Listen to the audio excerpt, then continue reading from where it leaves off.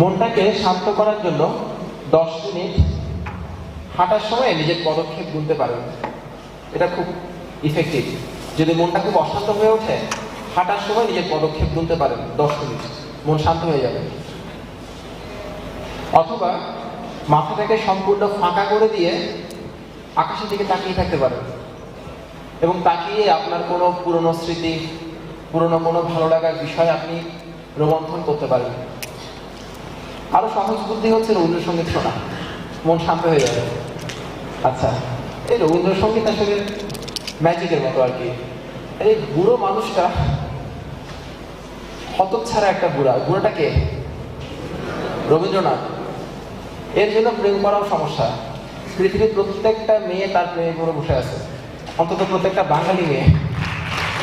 এবং আমরা যখন প্রেম করি না, তখন আমরা কেউ ফার্স্ট হ্যান্ড মেয়ে পাই না, সবাই সেকেন্ড হ্যান্ড। তাদের প্রথম বয়ফ্রেন্ড হচ্ছে রবীন্দ্রনাথ ঠাকুর, প্রথম বয়ফ্রেন্ড হচ্ছে রবীন্দ্রনাথ ঠাকুর। মাঝে খুব রাগ হয় আর কি, বুঝছেন? অবশ্য উনি অনেক সুপুরুষ ছিলেন আর কি। তার উচ্চতা ছিল 6.5 ফিট। হ্যাঁ, 6.5 ফিট ছিল। আরো ছিল সত্যজিৎ রায় আছে না, আরে জিনিয়াস মানুষ। ওনার হাইট ছিল 6 ফিট 4.5 ইঞ্চি। উত্তম কুমার একটু কম ছিল, 5 ফিট 11। খুব ভালো লাগে এটা। উত্তম কুমারকে পছন্দ করে না, ঠিকই আছে, পছন্দ করবে কেন? একজনের এত সুপুরুষ হওয়ার কি দরকার ছিল? আচ্ছা, প্রতিদিন সকালে উঠে সেদিন আপনি কি কি কাজ করবেন একটা কাগজে লিখে ফেলতে পারেন। এটা খুব হেল্প করে। আপনি কাগজে লিখে ফেলবেন, এটাকে চেকলিস্ট বলেন, চেকলিস্ট। ওই চেকলিস্টটা অনুযায়ী আপনি দেখবেন কি কি কাজ করা হয়েছে, কি কি কাজ করা হয়নি। এটা খুব হেল্প করে। আচ্ছা, আমি আমার একটা অভিজ্ঞতা বলি আপনাদের। আমার অভিজ্ঞতা হলো এই, একটা ফ্যামিলিতে হাজবেন্ড যত বেশি স্টুপিড হবে, ওই ফ্যামিলির পরবর্তী জেনারেশনে স্টুপিড হওয়ার সম্ভাবনা তত বেশি বেড়ে যাবে। এবং একটা ফ্যামিলিতে স্টুপিড ওয়াইফ অপেক্ষা স্টুপিড হাজবেন্ড বেশি ডেঞ্জারাস। আমার কাছে মনে হয়েছে এটা। সো একটু সাবধান, সাধু সাবধান। আর আপনি যাকে পছন্দ করেন, চেষ্টা করেন তাকে ভালো বুদ্ধি দেওয়ার জন্য। আপনার যে বন্ধুটা, ওই বন্ধুটাকে ভালো বুদ্ধি দেওয়ার জন্য চেষ্টা করেন। আমি জানি কাজটা খুব কঠিন। বন্ধু যদি আমার চেয়ে এগিয়ে যায় তখন কি হবে? চেষ্টা করেন আপনি করে দেখতে পারেন। এবং এটার একটা ম্যাজিক আছে, বিশ্বাস করে করতে হবে কাজটা। এটার কোনো ব্যাখ্যা নাই। আমি আগেই বলছি, পৃথিবীর সবকিছু ব্যাখ্যাতে চলে না। সেটা হচ্ছে, আমি আমার লাইফ থেকে বলি, আমি আমার লাইফে অনেকগুলো দুর্ভাগ্য থেকে রক্ষা পাইছি শুধুমাত্র ওনার ইশারায়। ওই দুর্ভাগ্য থেকে আমার রক্ষা পাওয়ার কথা না, শুধুমাত্র ওনার ইশারায়, ওনার অনুগ্রহে। অনুমানিকে স্রষ্টার অনুগ্রহে আমি রক্ষা পেয়ে গেছি একদম। যদি আমি সততা নিয়ে বলি, এরকম অনেকবার আমার লাইফে ঘটছে। আপনার লাইফে কি ঘটে নাই? আপনার লাইফে কোনো দুর্ভাগ্য থেকে, যেটা আপনার লাইফ থেকে এড়ানোর কোনো উপায় ছিল না, শুধুমাত্র তার ইশারায় আপনি রক্ষা পেয়ে গেছেন, এবং যে জিনিসের কোনো ব্যাখ্যাও নাই। অর্থাৎ ওই জিনিসটা হচ্ছে আপনাকে করুণা করা হলো, আপনাকে রক্ষা করা হলো। সবসময় যখন ঘুমাতে যাবেন, ঘুমাতে যাওয়ার আগে 1 থেকে 1.5 মিনিট শুকরিয়া আদায় করবেন। বলবেন যে স্রষ্টা, তুমি আমাকে অনেক ভালো রেখেছো, শুকরিয়া।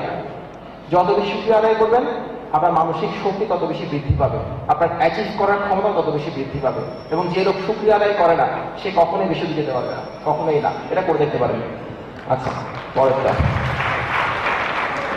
যে কাহাকে বলে, যে সংজ্ঞা দিচ্ছি, এই জন্মে তুই আমার, পরজন্মেও তুই আমার, শত শত জন্মেও তুই আমার, ভালোবাসা দিবি কিনা বল, love me or kill me. এটা হচ্ছে যে এটা একটা সিনেমা আছে, ঠাট্টা করতেছি না। ভালোবাসা দিবি কিনা বললাম, একটা সিনেমা আছে। তা আমরা কিন্তু সবাই খুব জেদি। আমরা কেমন জেদি? আমরা এরকম জেদি, মন দিবি কিনা বল, এটা কোনো কাজের জেদ না। আমরা হচ্ছে অকাজের জেদি। যেটা আপনার দরকার, যেটা আপনার লাইফে আসলেই দরকার, ওই ধরনের কাজে জেদি হওয়ার চেষ্টা করেন। যেটা অকাজের জেদ, সেই জেদ আপনাকে কিছুই দিতে পারবে না, এবং ওই জেদ নিয়ে ওই জিনিসটার শেষ দেখেই ছাড়েন, লাইফে অনেক দূর যেতে পারবেন। পরেরটা একটু খেয়াল করবেন, কথাটা খেয়াল করে শুনবেন। এখন যেটা বলবো সেটা হচ্ছে, যে মানুষটা আপনাকে ওনার জীবনে অপরিহার্য মনে করেন না, সেই মানুষটাকে কখনোই আপনার জীবনে অপরিহার্য মনে করবেন না।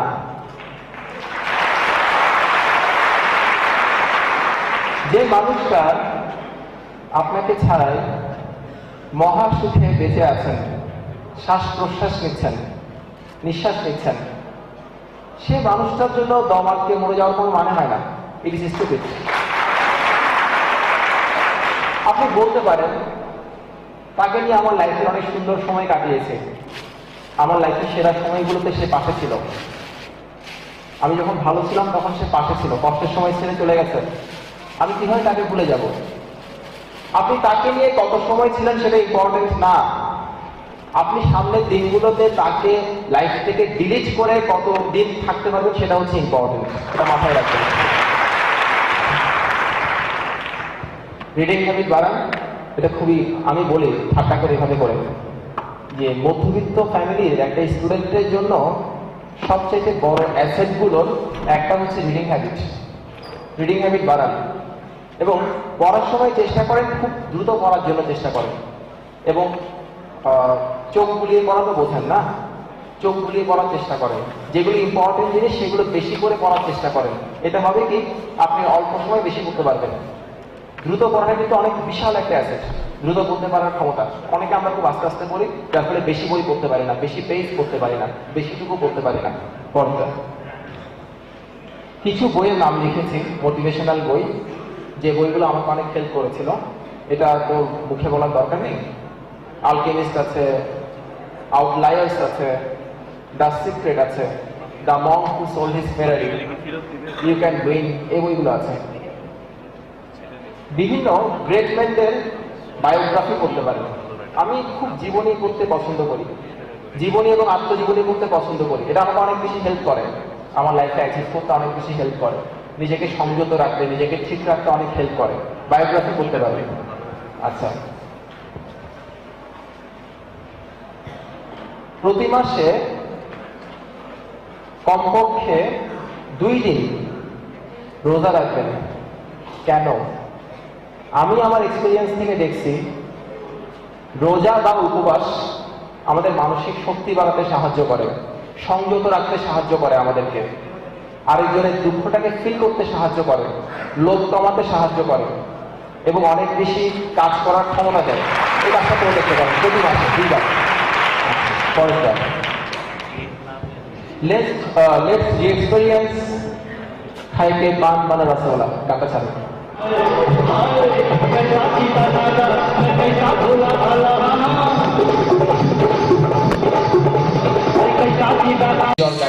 বলে কোনো অসুবিধা নাই, আমি করবো। আপনি আমি কি করতাম বলেন? শুটিং পিছাই দিতাম।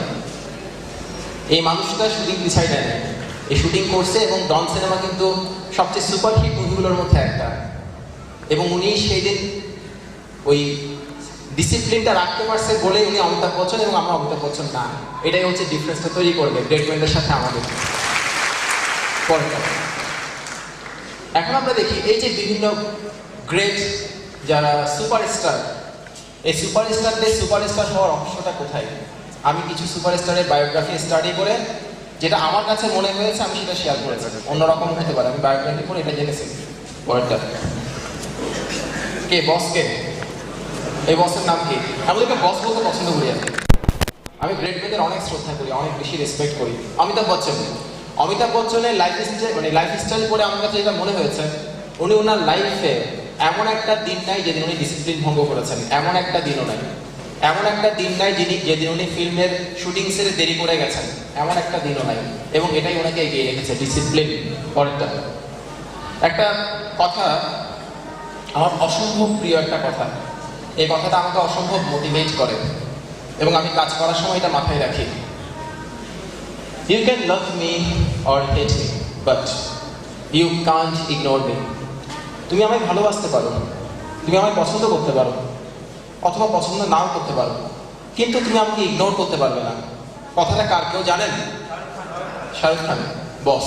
পরেরটা শাহরুখ খান। এই কথাটা মাথায় রাখি এই জন্যই, আমি যখন কোনো একটা, আমি তো লিখি বা লেখার চেষ্টা করি, যখন আমি লিখি তখন এই বসের কথা মাথায় রাখি। বস বলে যে তুমি আমাকে অপছন্দও করতে পারো, কিন্তু আমি জানি তুমি আমার সিনেমাগুলো লুকাই লুকাই দেখবা, বন্ধুদের সামনে দেখবা না হয়তো, বিকজ তুমি আমাকে অপছন্দ করো। তা আমিও বলি আপনি আমাকে অপছন্দ করতে পারেন, কিন্তু শুক্রবারে যখন আমার লেখাটা বের হয় তখন আপনি লুকিয়ে লুকিয়ে প্রথম আলো পড়েন, এটা আমি জানি। এবং আপনি অন্য একটা আইডি থেকে ঢুকে আমার লেখাগুলো দেখেন ফেসবুকে, এটাও আমি জানি। এবং এটা মাথায় রেখে আমি লেখার চেষ্টা করি, আর কোনো কিছুই না। কোনো একটা কাজ করার সময় এটা মাথায় রেখে করার চেষ্টা করে দেখতে পারি, ভালো লাগে। এবং শাহরুখ খানকে শাহরুখ খান করার পেছনে সবচাইতে বড় যেটার ভূমিকা ছিল সেটা হচ্ছে প্যাশন। What is passion? আমি আপনাদেরকে বলেছি আলোচনা শুরুতে, কারণ মনে আছে প্যাশন মানে কি? ভুলে গেছেন? আপনি যে মুহূর্তে যে কাজটা করছেন সেই কাজটা আপনার সর্বোচ্চ ক্ষমতা দিয়ে করা, এটাই হচ্ছে প্যাশন। শাহরুখ খান যখন, আপনারা যদি ওনার লাইফস্টাইলটা পড়েন, ওনার বায়োগ্রাফিটা পড়েন, তাহলে দেখবেন উনি প্রথম দিকে যখন উনি একদম ইয়াং ছিলেন তখন উনি প্রতিদিন ঘুমাতেন 3 থেকে 4 ঘন্টা। That's why he is Shahrukh Khan. পরেরটা উনি কে? বিদ্যা বালন। এই বিদ্যা বালনকে বিদ্যা বালন করার পেছনে যেটা সবচেয়ে বড় ভূমিকা রেখেছে বলে আমার কাছে মনে হয়েছে সেটা হচ্ছে রিইনভেনশন। রিইনভেনশন মানে কি? রিইনভেনশন মানে হচ্ছে আপনার যে ক্ষমতাগুলো, এই ক্ষমতাগুলোকে নতুনভাবে চেনা। আপনার ভিতরে আপনি অশেষ ক্ষমতার অধিকারী, আপনার মধ্যে অনেকগুলো ভালো দিক আছে, সেই দিকগুলোকে আরেকবার চিনে সেটাকে সর্বোচ্চটুকু কাজে লাগাবো। This is called reinvention. পরেরটা কে? আমির খান, বস। আপনারাই বলেন উনি বস হওয়ার পেছনে কারণ কি? Mister perfect, pursuit of perfection. উনি সবসময় পারফেক্ট হওয়ার চেষ্টা করেন, এবং এই পারফেক্ট হওয়ার জন্য যাহা যাহা করা দরকার উনি তাহা তাহাই করেন। ওনারা খুবই কম ঘুমাতেন। যাদের ছবি দেখাচ্ছি তাদের চেহারা শুরু দেখে মানে এটা মনে করবেন না যে কম ঘুমালে বোধহয় চেহারা নষ্ট হয়, এরা সবাই কম ঘুমাতেন। আমির খানের যদি আপনি ডেলি রুটিন পড়েন, ওনার ঘুমানোর সময় হচ্ছে 4 থেকে 5 ঘন্টা ডেলি, এই বেশি ঘুমান না, 4 থেকে 5 ঘন্টা। পরেরটা কে?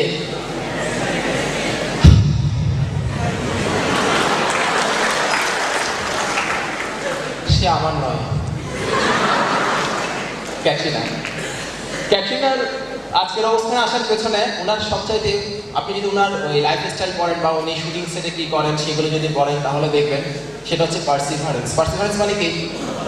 অধ্যবসায়, বারবার চেষ্টা করা, লেগে থাকা কোন একটা কাজে, এটা হচ্ছে অধ্যবসায়। প্রচন্ড রকম অধ্যবসায় উনি। পরেরটা কে? অনেকে আরেকবার কাজ খেয়ে ফেলছে। আব্রাহাম। এই আব্রাহাম হওয়ার পেছনে সবচেয়ে বড় ভূমিকা যেটা সেটা হচ্ছে এন্টারপ্রাইজ। এন্টারপ্রাইজ মানে কি বলেন তো? সাহসিকতা, উদ্যোগ নেয়া। যে কাজটা কেউ করতে সাহস করে না সেটা উনি করতে সাহস করেন। যে অভিনয় উনি কেউ নিচ্ছে না সেটা উনি নেওয়ার চেষ্টা করেন। This is called enterprise. নিজের ক্ষমতাকে কাজে লাগিয়ে নতুন কিছু করা, এটা হচ্ছে এন্টারপ্রাইজ, ওনার মধ্যে আছে। পরেরটা কে? রণবীর কাপুর। আর বিভিন্ন সাউন্ড শুনতে পাচ্ছি, হৃদয়ের আবেগ মুখ দিয়ে বেরিয়ে যাচ্ছে। Maximal focus, maximal focus.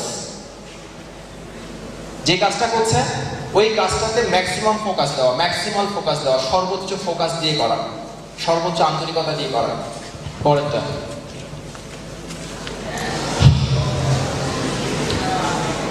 উনি হচ্ছেন আমার পুরুষ সতীনের wife, Aishwarya. Grace under pressure.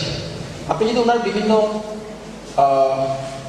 Lifestyle সম্পর্কে পড়েন ঐশ্বরিয়া, তাহলে দেখবেন প্রচন্ড প্রেশার। আগের রাত্রে ঘুমাই নাই, ঘুমানোর সুযোগ পাই নাই, পরের দিন শুটিং করতে আসছে এবং ওনাকে দেখে বোঝার কোনো উপায় নেই উনি ঘুমাই নাই। অলওয়েজ গ্রেসফুল, লাবণ্য ধরে রাখা, মানসিক লাবণ্য এবং শারীরিক লাবণ্য, চেহারায় ফ্রেশনেস ধরে রাখা, এটা উনি খুব পারেন ঐশ্বরিয়া। অন্য অনেকের চাইতে বেশি পারেন, এই জন্যই উনি ঐশ্বরিয়া। পরেরটা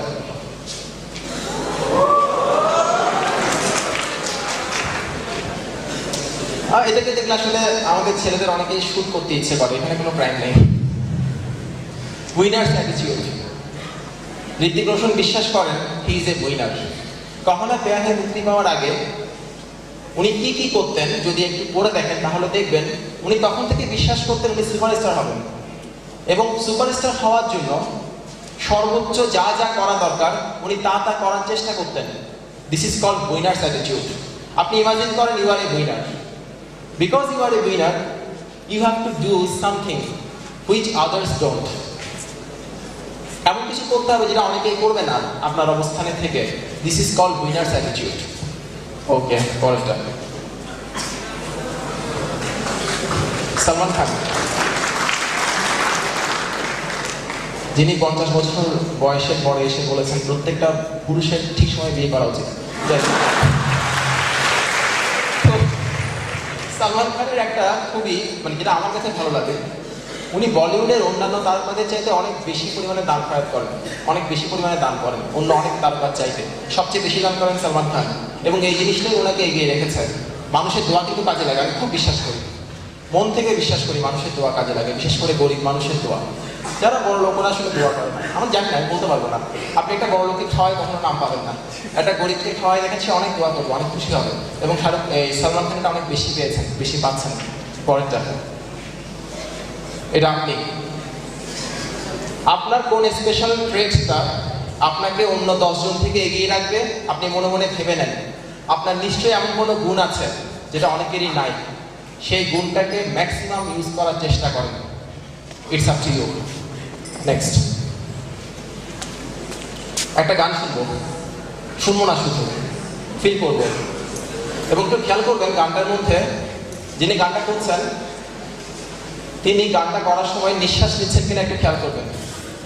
এটা 2 মিনিট 18 সেকেন্ডের গান, এবং এই গানটা গাওয়ার সময় সিঙ্গার কোনো নিঃশ্বাস ফেলেন নাই। একটু শুনে দেখেন গানটা, ব্রেথলেস।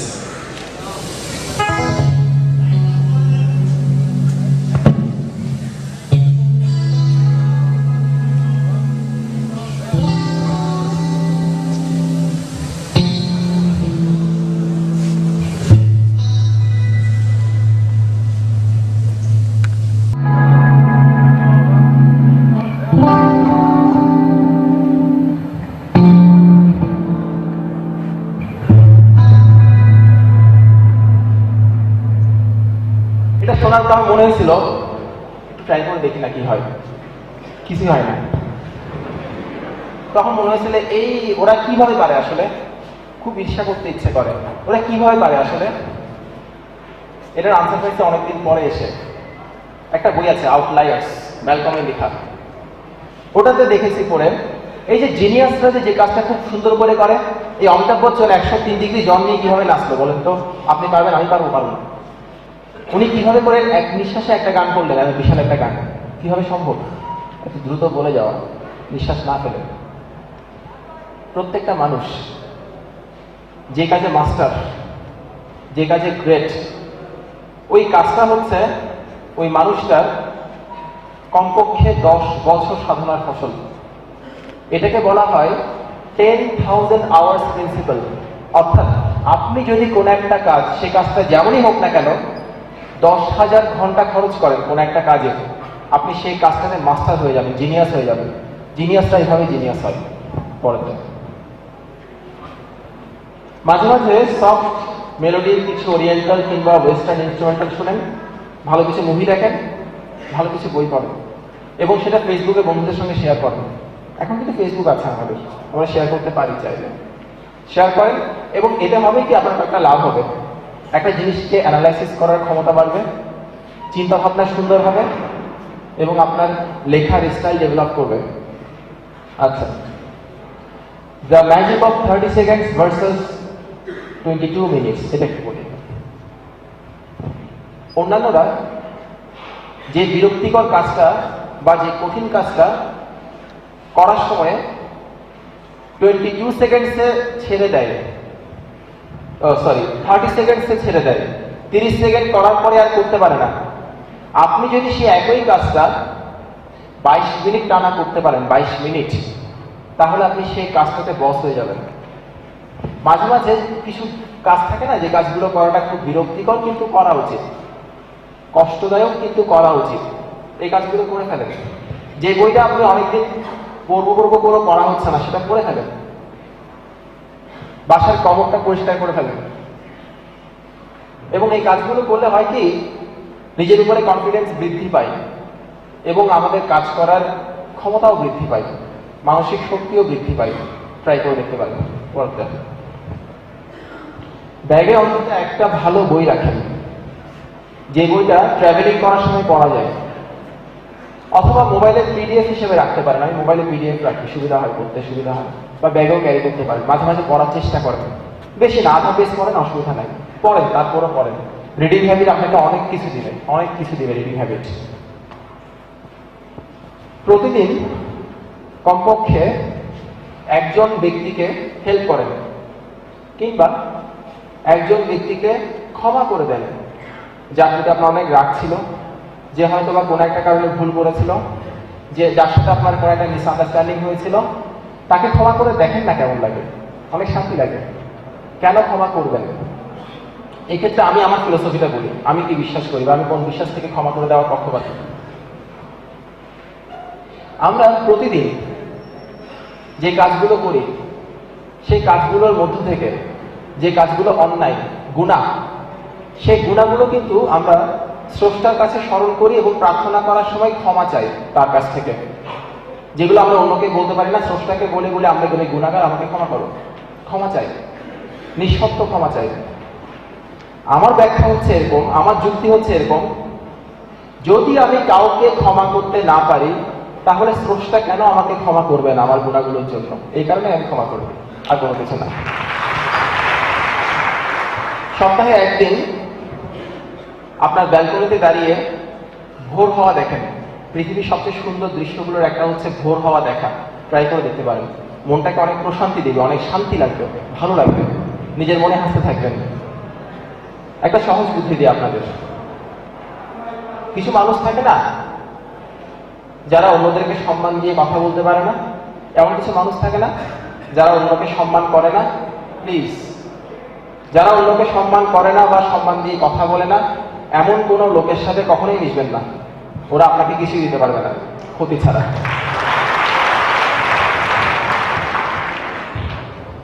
মানসিক শান্তিদায়ক একটা বুদ্ধি আমি আবিষ্কার করছি বা বের করছি, সেটা একটু বলি। আপনি খুব পছন্দ করেন কিংবা ভালোবাসেন এমন কোনো মানুষের সব কিছু নিয়ে ঘাটতে যাবেন না কখনো। এটা একটা ঝামেলা আছে। আপনি ওর যে দিকগুলো পছন্দ করবেন না, ওই দিকগুলো আপনাকে প্রচন্ড কষ্ট দিবে। কিন্তু যেহেতু আপনি মানুষটাকে ভালোবাসেন বা পছন্দ করেন বা সম্মান করেন, আপনি তাকে রিমুভও করতে পারবেন না লাইফ থেকে। কিন্তু ওর যেহেতু আপনি সবকিছু নিয়ে ঘাটতেছেন, আপনার ওই ব্যাড সাইডগুলো আপনাকে প্রচন্ড কষ্ট দিবে এবং এই কষ্টটা আপনার মানসিক শান্তি নষ্ট করবে। মজা করে একটা এক্সাম্পল দিই, জাস্ট মজা করে। আমি আমার মাকে খুব ভালোবাসি, কিন্তু যখন দেখি অনেক পুরনো কোনো কথা, আমার মায়ের সঙ্গে আমার বাবার ঝগড়া হয়েছিল একবার, তখন আমার মা রাগ করে আমার বাবাকে ভাত রান্না করে দেয় নাই। আমার বাবা না খেয়ে অফিস চলে গেছে। তো এটার জন্য আমার মাকে আমার অপছন্দ করতে ইচ্ছে করে, কিন্তু আলটিমেটলি যেটা হয়, আমার মানসিক অশান্তি করে, আর কোনো কিছুই হয় না। ওই জন্য যাকে পছন্দ করেন তার সবকিছু নিয়ে ঘাটতে যাবেন না। পরেরটা, যদি সবাইকেই সময় দেন, তাহলে আপনি কখনোই আপনার সবগুলো কাজ করতে পারবেন না গুছায়। ওই জন্য সবাইকে সময় দেওয়ার কোনো মানে নাই, এটা আমার মনে হয়। প্রচুর কাজ করতে হয়, ওই জন্য বেছে বেছে সময় দিতে হবে। অনেক সময় সবাইকে সময় দেওয়া যাবে না। আচ্ছা, প্রতিদিন একটা ভালো বইয়ে অ্যাটলিস্ট 30 পেজ পড়ে ফেলেন। 30 পেজেস একটা ভালো বই 30 পৃষ্ঠা পড়ে ফেলেন। কঠিন না কাজটা, পড়া শুরু করেন। ভালো একটা বই নিয়ে নেন। আপনি হুমায়ুন আহমেদ পছন্দ করলে হুমায়ুন আহমেদের একটা ভালো বই পড়া শুরু করেন। অপেক্ষা আমার খুব প্রিয় বই হচ্ছে অপেক্ষা। এই বইটা খুব ভালো লাগে। আপনাদের কারো পড়া আছে কিনা? বেশিরভাগই পড়া থাকার কথা। আমার আরেকটা খুব পছন্দের বই হচ্ছে বৃষ্টি ও মেঘমালা, হুমায়ুন আহমেদের। অসম্ভব পছন্দের একটা বই, পড়ে ফেলেন। 30 পেজ পড়েন অ্যাটলিস্ট। আর আপনি যাকে ভালোবাসেন, যদি উনি বই পড়তে পছন্দ না করেন, একটা বুদ্ধি শিখাইবেন। ওনাকে বই কিনে দেন এবং বই কিনে বলেন, এই বইটা তুমি পড়ে ফেলবা এতদিনের মধ্যে, এটা একটু পড়ো, পরে আমাকে বলবা এখানে কি তোমার ভালো লাগছে। 2-3 দিন পরে ফোন দেন, এই বইটা পড়ছিলাম, ও যদি বলে না এখনো তো পড়ি নাই, ওকে ইমোশনালি ব্ল্যাকমেইল করেন, আপনার ভালোবাসা দিয়ে ব্ল্যাকমেইল করেন। তুমি আমার কথা শুনতেছো না, তুমি আমাকে এই ভালোবাসো। আপনি সত্যিই তাকে ভালোবাসলে এই কাজটা করেন, ওনার লাভ হবে। তাকে বই পড়তে শেখান, তাকে বই কিনে দেন। এবং আরেকটা লাভ আছে এখানে, আমি দেখছি হিসাব করে, একটা ভালো বইয়ের দাম একটা ভালো চকলেটের দামের চাইতে কম, পয়সাও সেভ হবে।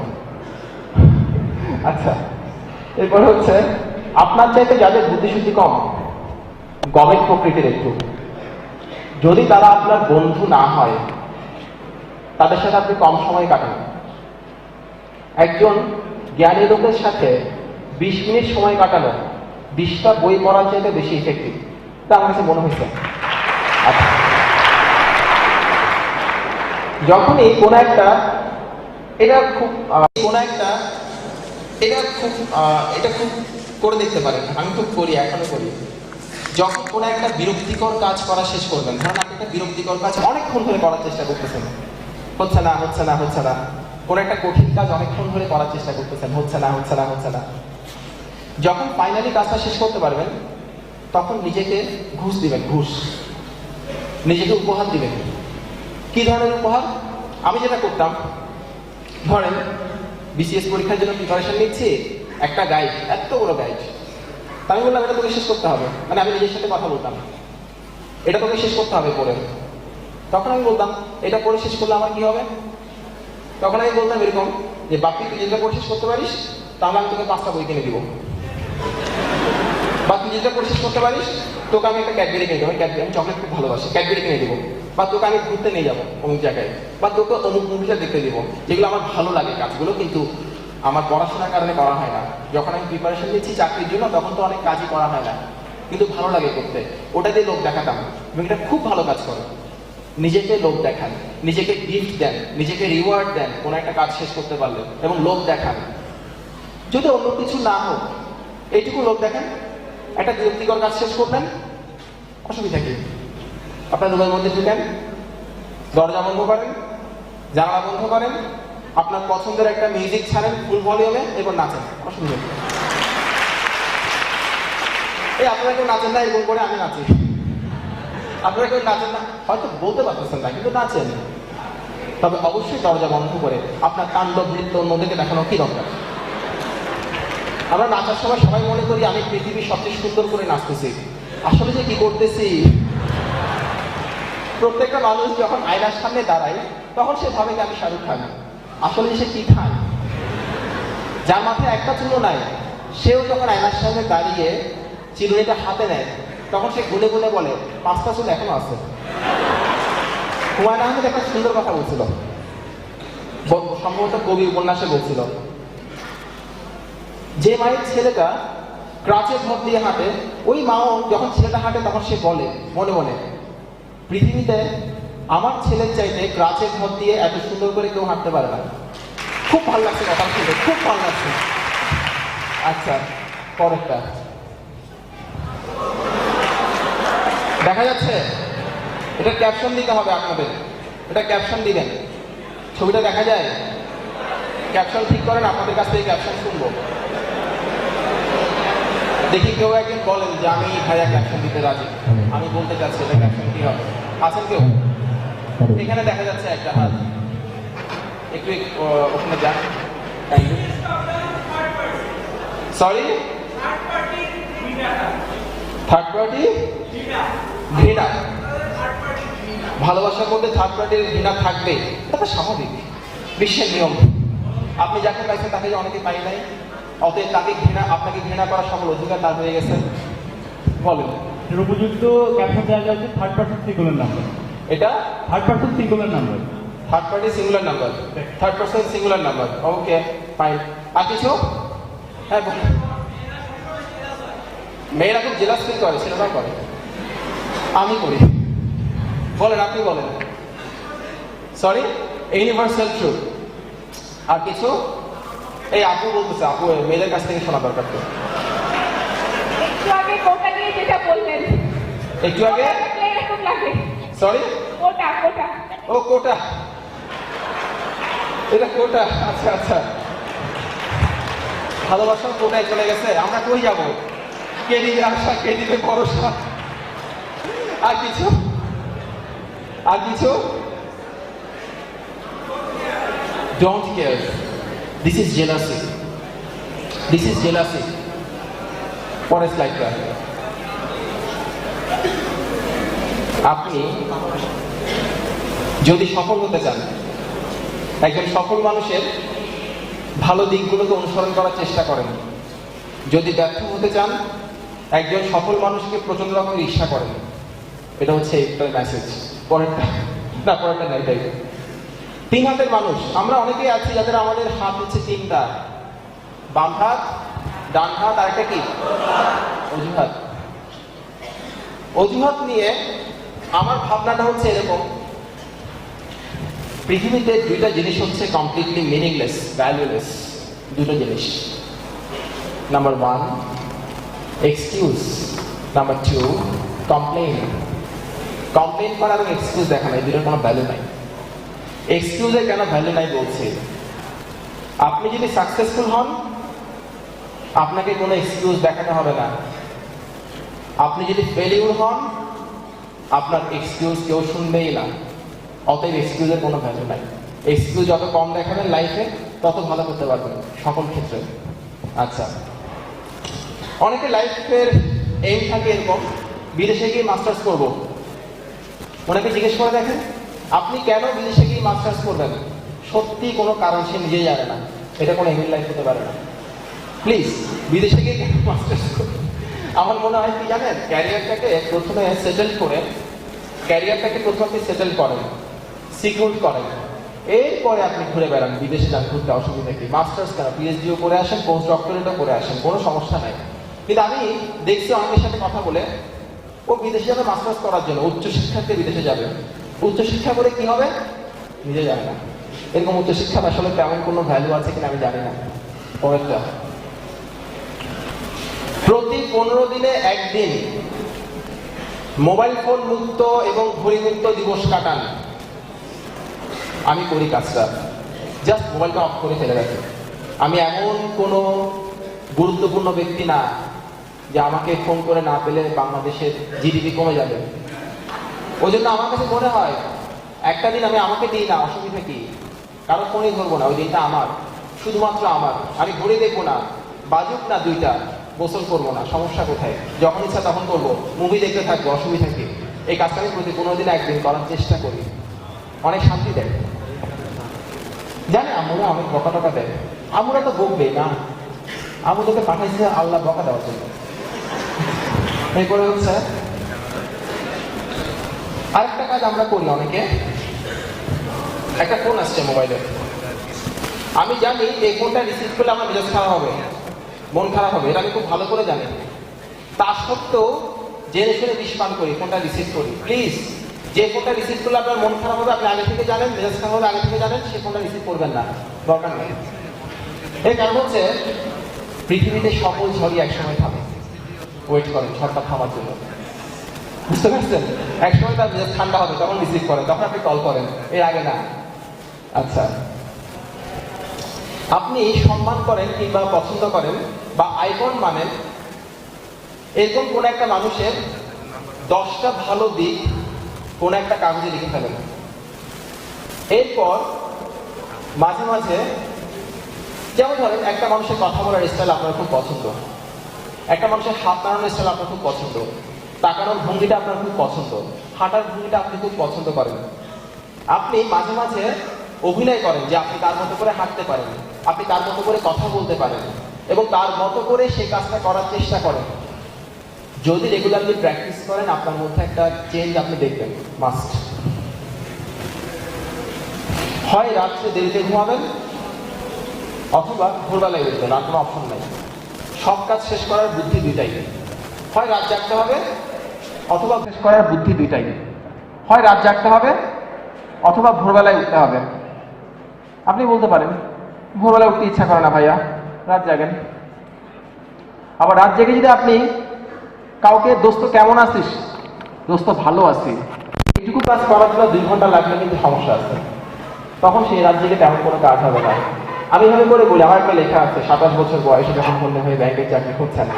কেউ পড়েছেন লেখাটা এখানে? অনেকেই পড়েছেন। এটা আমার সবচেয়ে বেশি পঠিত লেখা আর কি। যাই হোক, ওখানে একটা কথা লিখেছিলাম এরকম, আপনি একই সাথে ঘুমানোর সুখ এবং ভোর দেখার আনন্দ উপভোগ করতে পারবেন না। যে কোনো একটাকে স্যাক্রিফাইস করতে হবে, যে কোনো একটাকে বাদ দিতে হবে। আচ্ছা,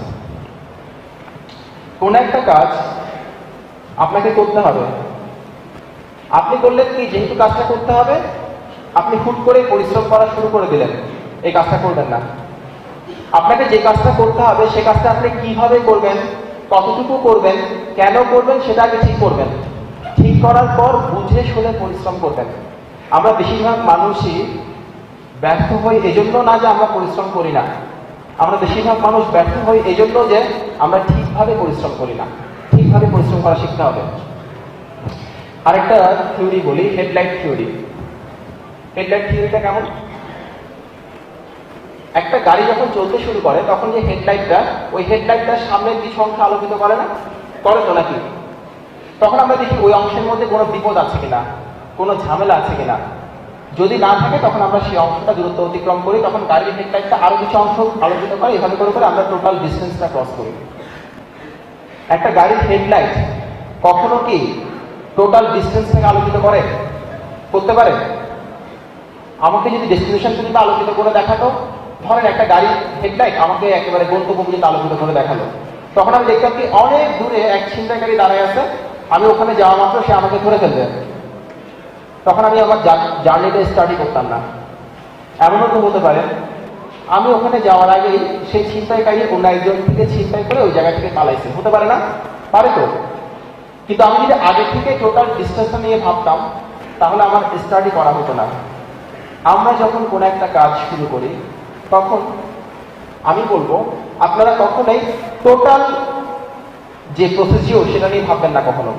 আপনি ভাববেন আপনি যখন পড়তে বসছেন টেবিলে, আগামী আধা ঘন্টা, আগামী 1 ঘন্টা আপনি কতটুকু পড়বেন শুধু অতটুকু নিয়ে ভাববেন। আগামী 10 দিনে আপনি কি কি পড়ে ফেলবেন এটা নিয়ে ভাবলে আপনার পড়া কমে যাবে, আপনার পড়াশোনার স্পিড কমে যাবে। আর আমরা চাকরিতে ঢোকার আগে ভাবি সজীব হলে গাড়ি পাবো, তো গাড়ি কখন পাবো, গাড়ির কালারটা কি কম হবে, কিউট কমলা টাইপের কালার হবে নাকি সাদা কালার হবে, এত কিছু ভাবলে সজীব হওয়ার আগে আপনাকে মাথায় রাখতে হবে আপনাকে আগে সহকারী কমিশনার হতে হবে। প্লিজ টোটাল প্রসিডিওর নিয়ে ভাববেন না কখনো, আপনার সামনে যতটুকু আসছে ততটুকু নিয়ে ভাবেন। এটা একেবারে হেডলাইট থিওরি। পরেরটা একটা কাজ করে দেখতে পারি, সেটা হচ্ছে মাঝে মাঝে একেবারে প্রকাশ্যে ফেসবুকে হোক, বন্ধুদের সঙ্গে আড্ডা দেওয়ার সময় হোক, একেবারে প্রকাশ্যে নিজেকে পচান, নিজেকে নিজে ঠাট্টা করেন। যদি আপনি আপনাকে না পচান তাহলে আপনাকে পচানোর পবিত্র দায়িত্বটা আপনার কোনো ফ্রেন্ড নিয়ে নেবে। তখন কিন্তু স্টিয়ারিং কিন্তু ওর হাতে, স্টিয়ারিং আপনার হাতে কিন্তু স্টিয়ারিং নাই। এই কন্ট্রোলটা আপনার হাতে রাখেন। এই কন্ট্রোলটা যতক্ষণ আপনি আপনার হাতে রাখবেন ততক্ষণ আপনি বস। আরেকজন নিয়ে ফেলে কিন্তু সে আপনাকে পচায় দুর্গন্ধ করে ছেড়ে দেবে। আচ্ছা, আপনি যেরকম হতে চান, আপনি আপনার লাইফে যেরকম হতে চান সেই ধরনের লোকের সাথে বেশি বেশি মেশার চেষ্টা করেন। কেন? আপনি ধরেন ওজন কমাবেন, আর আপনি মিশতেছেন এমন একটা লোকের সঙ্গে যে লোকটা খেতে পছন্দ করে, ওজন কমবে? কমবে না। আচ্ছা, প্রতিদিন 30 মিনিটের জন্য পুরোপুরি চুপ হয়ে যাবেন, একদম কোনো কথাই বলবেন না, মৌন ব্রত পালন করবেন। 30 মিনিট মৌন হয়ে যাবেন। কারোর সাথে কিছু বলতে হলে ইশারাই বলবেন, মুখ দিয়ে কোনো কথা বলবেন না। এই ব্যাপারটা মানসিক শক্তি বাড়াতে সাহায্য করে। আরেকটা বুদ্ধি দিই, এই বুদ্ধিটা আজকে থেকে করেন, এটা খুব ইফেক্টিভ। আপনার হাত ঘড়ির দিকে প্রতিদিন 2 মিনিট এক দৃষ্টিতে তাকিয়ে থাকবেন এবং দেখবেন সেকেন্ডের কাঁটা কিভাবে ঘুরে, মিনিটের কাঁটা কতটুকু ঘুরলো না ঘুরলো, অন্য কিছু ভাববেন না, জাস্ট ঘড়ির দিকে তাকিয়ে থাকবেন এবং সেটা নিয়ে ভাববেন। এটা মেন্টাল স্ট্রেংথ বাড়াতে সাহায্য করে এই ব্যায়ামটা। পরেরটা আসেন আমরা সবাই মিলে একটু ক্রাশ খাই। কি আছে জীবনে, ক্রাশ খাই, ক্রাশ টাশ খেয়ে একটু বেঁচে থাকা আর কি। একটা ভিডিও ক্লিপ চালাতে হবে, Harvard guitarist, Harvard guitarist, Harvard guitarist.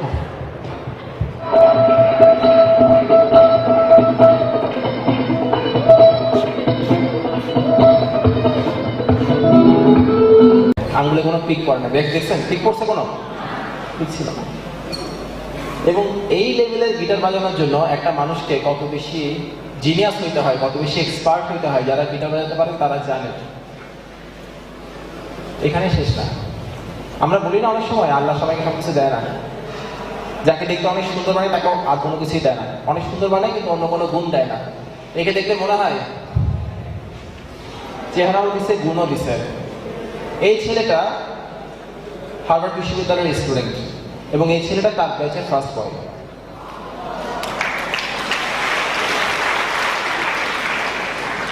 এই ধরনের একটা ছেলের উপর আসলে ক্রাশ না খাওয়াটা কিন্তু ক্রাইমের মধ্যে পড়ে।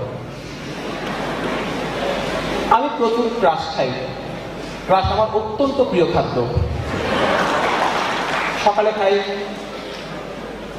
দুপুরে খাই, বিকালে খাই, সন্ধ্যায় খাই, রাত্রে খাই। ও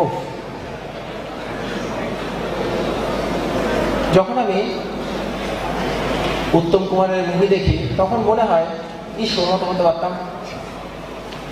আর সুচিত্রা সেনকে তো দেখলে ক্রাশ না খাওয়ার কিছু নাই আসলে। যখন আমি চারুলতা মুভিটা দেখলাম, সত্যজিৎ রায়ের চারুলতা, তখন মনে হয়েছিল এই মাধবীকে না পেলে জীবন বৃথা।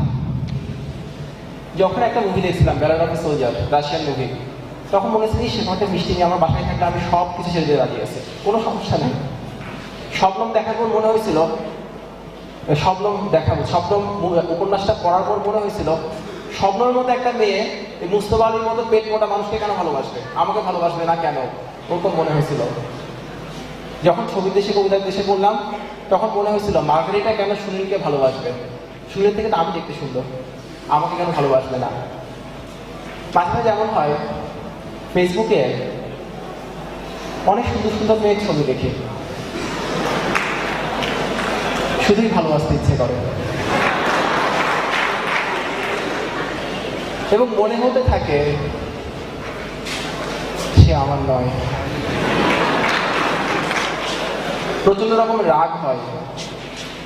একটা মানুষ এত সুন্দর হওয়ার দরকারটা কি ভাই? আমাদের কাজ নাই ছেলেদের, সারাক্ষণ দেখে থাকবো তোদের দিকে, সমস্যাটা কি?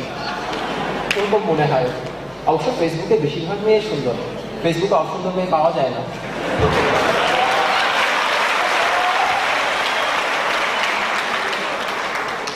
ফেসবুক প্রোফাইল পিকচার দেখিয়া বিভ্রান্ত হইবেন না। এটা যদি ফেসবুক যদি ভালো একটা মানে সক্রিয়করণ দিয়ে দিত ভালো হতো আর কি। যাই হোক, ক্রাশ খাওয়া খারাপ না, ক্রাশ খাওয়া খুবই ভালো। একটা বুদ্ধি দিই আপনাদেরকে, আপনারা যাদের উপরে ক্রাশ খাইছেন প্রতি সপ্তাহে তাদের মধ্যে একজনকে একটা প্রেমপত্র লিখবেন, লাভ লেটার, এবং সেই প্রেমপত্রটা ফেসবুকে শেয়ার করবেন বন্ধুদের সঙ্গে। এটা একটা লাভ আছে। এই বিষয়টা আপনার চিন্তা ভাবনাকে একটা ভালো লেভেলে রাখতে সাহায্য করে। আপনার ক্রাশ খাওয়ার ধরন দেখে আপনার ব্যক্তিত্ব বোঝা যাবে। একটা লোকের ক্রাশ খাওয়ার ধরন দেখে আপনি তার ব্যক্তিত্ব বুঝতে পারবেন সে কাদের উপর ক্রাশ খাচ্ছে। কেউ যদি ময়ূরের উপর ক্রাশ খায়, ময়ূরকে চেনেন না? এত মহান নায়িকাকে চেনেন না, আপনারা কি মানুষ নাকি? এটাতে কিন্তু বোঝা যাবে ক্রাশ খাওয়ার ধরন দেখে। সো আপনি যাদের উপর ক্রাশ খাচ্ছেন তাদেরকে একটা করে সপ্তাহে লাভ লেটার লিখবেন। এটা আপনার চিন্তা ভাবনাকে সুন্দর করতে হেল্প করবে। এবং একটা মানুষ যত সুন্দর চিন্তা ভাবনা করতে পারে সে তত ভালো কাজ করতে পারে, তার অ্যাচিভ করার ক্ষমতা তত পারে। একটা মুভি দেখছেন নাকি, বিউটিফুল মাইন্ড? দেখছেন কেউ বিউটিফুল মাইন্ড? এটা সত্য ঘটনা নাকি, দেখবেন সত্য ঘটনাকে মানে উপজীব্য করে একটা মুভি আর কি। ওটা দেখলে বুঝবেন একটা বিউটিফুল মাইন্ডের গুরুত্ব কত বেশি, মনটাকে সুন্দর করার গুরুত্ব কত বেশি। এবং এই জিনিসটা মনটাকে সুন্দর করতে হেল্প করে জীবন থেকে নেয়া। এখন একটা ব্রেক হবে, আবার ফিরে আসবো 2টায়। Thank you.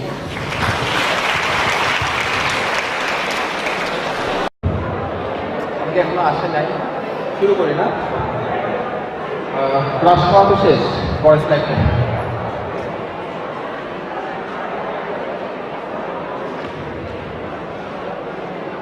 পৃথিবীতে সবচেয়ে কঠিন কাজগুলোর একটা কি জানেন? শোনা যাচ্ছে কথা? হ্যালো হ্যালো, এখন যাই শোনা, শোনা যায় কথা? ওকে, এখন যাচ্ছে শোনা? হ্যাঁ অথবা না? হ্যাঁ, ওকে। তো যেটা বলছিলাম, পৃথিবীতে সবচেয়ে কঠিন কাজগুলোর একটা হচ্ছে আমার কাছে মনে হয়, যেটা আমাকে খুব বেশি করতে হয়, সেটা হচ্ছে ছবি তোলার সময় পোজ দেয়া। মানে মেয়েরা খুব ভালো করে, আমি শিখতে আগ্রহী কীভাবে পোজ দিতে হয়। কারণ পোজ দেওয়ার সময় কয়েকটা জিনিসে কনফিউশন কাজ করে। যেমন একটা হচ্ছে দাঁত দেখাবো নাকি দেখাবো না, দাঁত দেখালে ছবি ভালো আসবে নাকি দাঁত না দেখালে ভালো আসবে, যদি মুচকি হাসি, মুচিটা এভাবে হাসবো নাকি এরকম করে হাসবো, খুব কঠিন কাজ। এগুলো খুব কাজ করে আর কি। এতক্ষণ ছবি তুলতেছিলাম তো একজনকে দাঁত দেখাই দিচ্ছি, আরেকজনকে দাঁত ছাড়া দিচ্ছি, দেখলাম কোনটা ভালো আসছে, দেখি দুইটাই লাগে মফিজের মতো, মহা সমস্যা। ছবি তোলা নিয়ে আসলে আবার যে দাঁড়িয়ে কথা বলছি না, দাঁড়িয়ে কথা বলাও কিন্তু আসলে সহজ না, পাবলিক স্পিকিং খুব কঠিন। আমি কিন্তু দাঁড়িয়ে যখন কথা বলি আমি আসলে দেখি না কারো দিকে, কারো চেহারার দিকে দেখি না, দেখলে হয়তো বা কোনো সুন্দরের দিকে চোখ পড়ে গেলে কথাই বলতে পারবো না, এটা দেখি না। তবে একটু কেয়ারফুল থাকি, দেখে নিই যে মানে প্যান্টের চেনটা লাগানো আছে কিনা, এটা খুবই ইম্পর্টেন্ট, ভেরি ইম্পর্টেন্ট। কখনো তো পাবলিক স্পিকে গেলে প্রথমত চেক করে নিন প্যান্টের চেন ঠিক আছে কিনা। আচ্ছা, তো যাই হোক, আমরা শুরু করি না।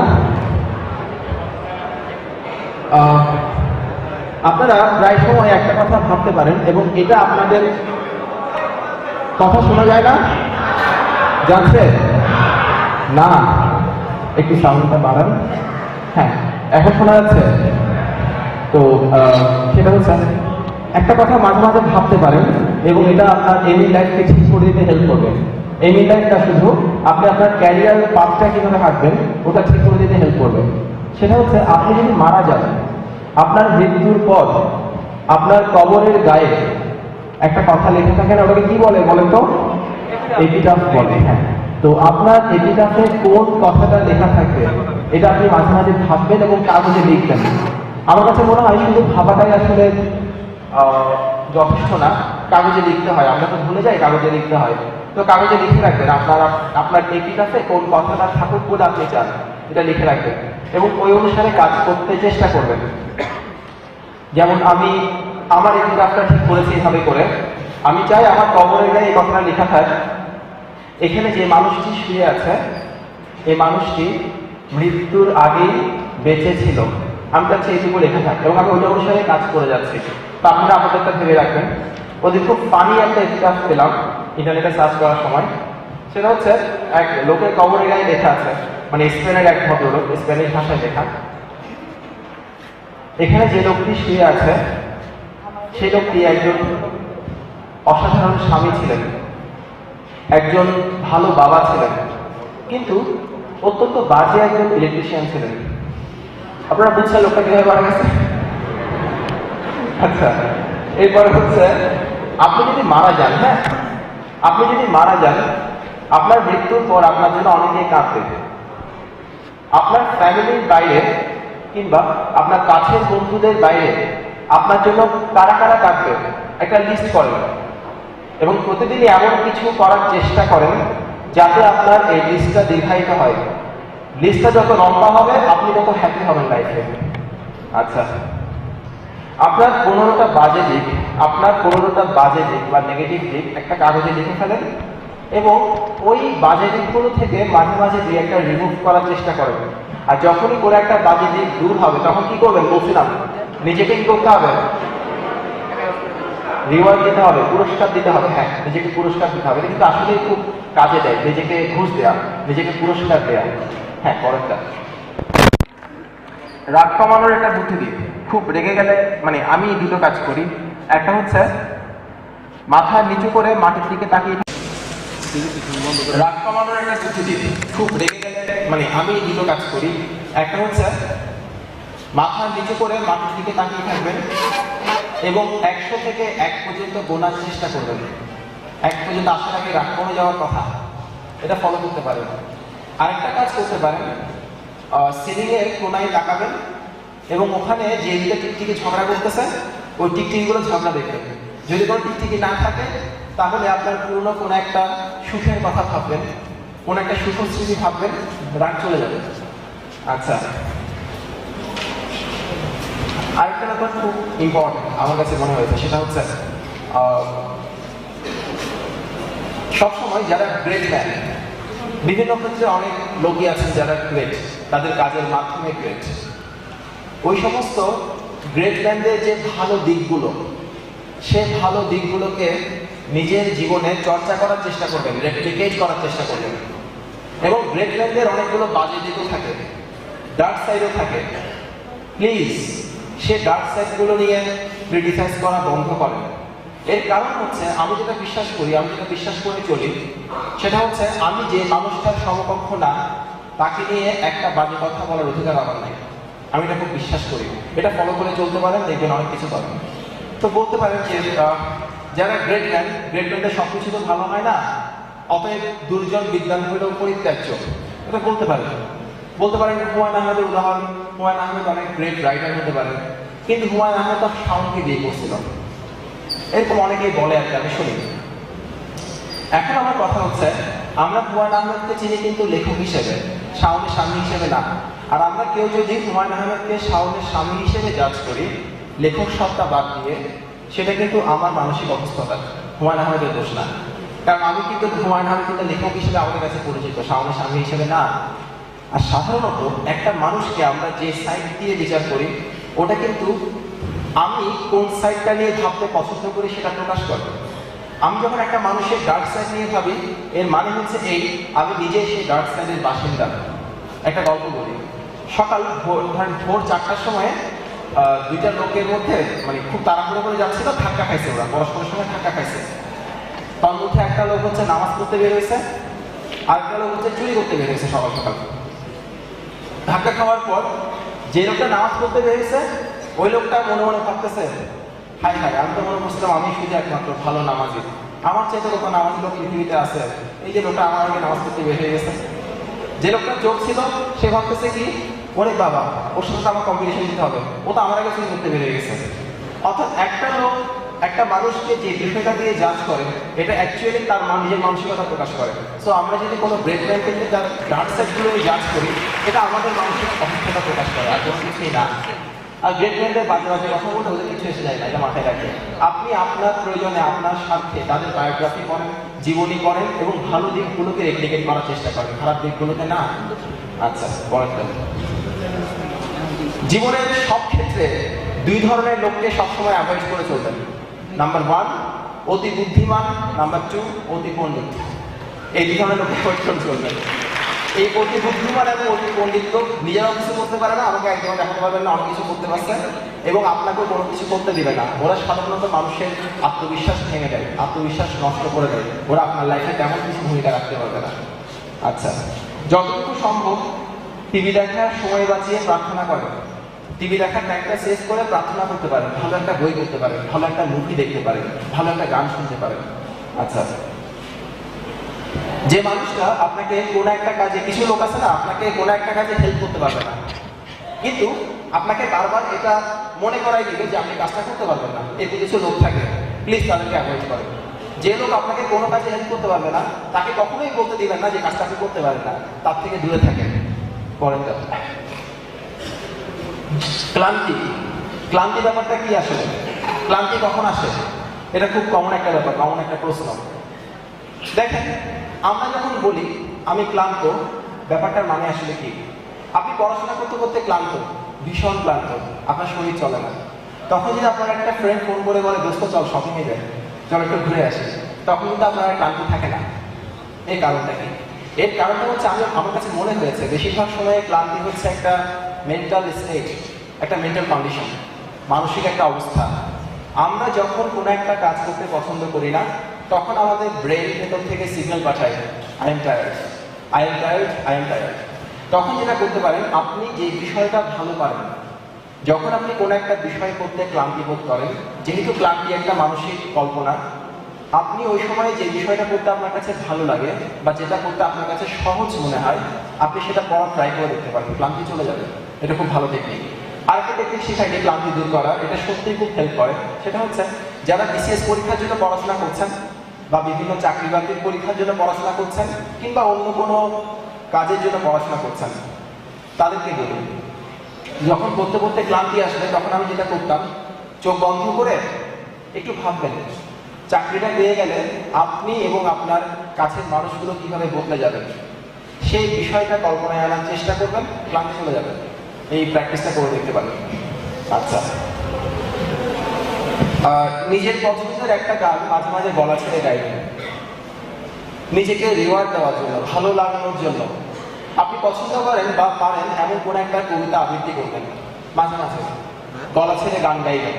এবং কারোর জন্য গাওয়ার দরকার নেই, আপনি আপনার জন্য গান গাইবেন অসুবিধা থেকে, প্রয়োজনে ঘরের দরজা বন্ধ করে গান গাইবেন। কিন্তু এই ব্যাপারটা হয় কি, আরেকজনের সামনে করলেও বলে কি এটা কিছু হয় নাই, সুর কাটা গেছে, তাল কাটা গেছে, লয় কাটা গেছে। আরে ভাই, আমি তো কম্পিটিশনে লাগি।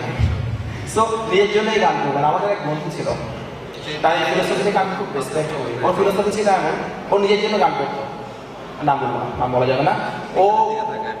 ও যখন কোনো একটা গান করতো, সেই গানটা শোনার মতো হতো এবং মনে রাখার মতো হতো, কারণ সে তার বিশ্বাস ছিল সে গান করতেছে, এটা সে বিশ্বাস করে গান করতো।